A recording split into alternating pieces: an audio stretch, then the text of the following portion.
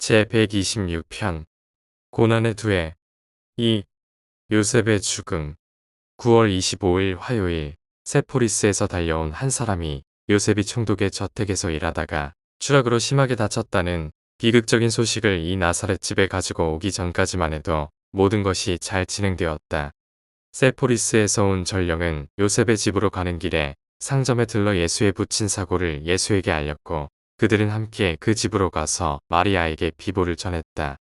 예수는 즉시 아버지에게 가고 싶었지만 마리아는 남편 곁으로 서둘러 가야 한다는 것 외에 아무 말도 귀에 들리지 않았다.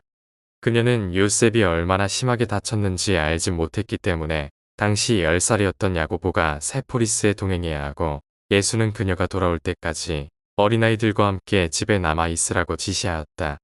그러나 요셉은 마리아가 도착하기 전에 부상으로 죽었다. 그들은 요셉의 시신을 나사렛으로 모셔왔고 그 다음날 그의 선조들과 함께 안장했다. 전망이 좋고 앞날이 밝아 보이던 바로 그때 분명 잔인한 손이 이 나사렛 가족의 가장을 쓰러뜨렸고 이 집의 일은 차질을 빚었으며 예수와 그의 미래 교육에 대한 모든 계획이 허물어졌다.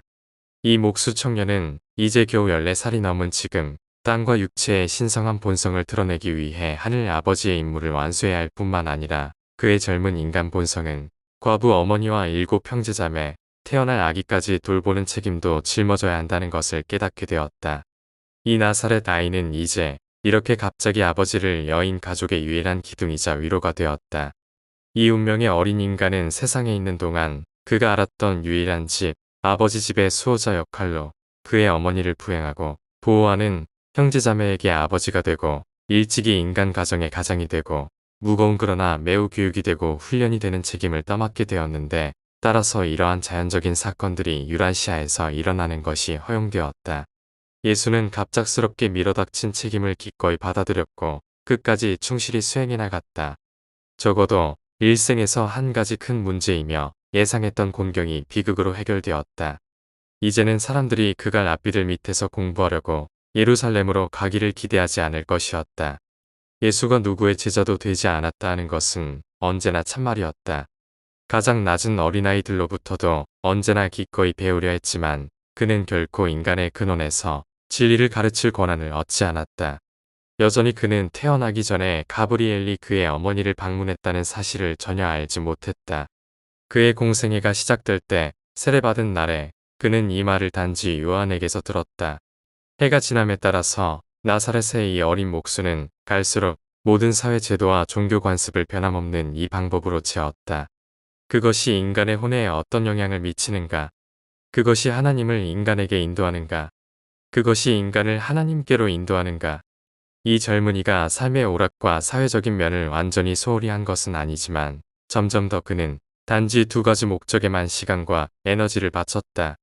가족을 보살피는 것과 하늘에 계신 아버지의 뜻을 땅에서 행하려고 준비하는 것이었다. 이해의 이웃들은 겨울 저녁 시간에 들러서 예수가 하프 타는 것을 듣고 그의 이야기를 듣고 그리스 성서 읽는 것을 듣는 것이 습관이 되었다. 요셉이 사망할 당시 상당한 액수의 돈이 수중에 있었기 때문에 집안의 경제 문제는 상당히 순조롭게 계속되었다. 예수는 일찍부터 예리한 사업 판단력과 재무의 지혜를 가졌음을 보였다. 그는 사람들에게 아낌없이 썼지만 검소했다. 저축하고 있었지만 관대했다.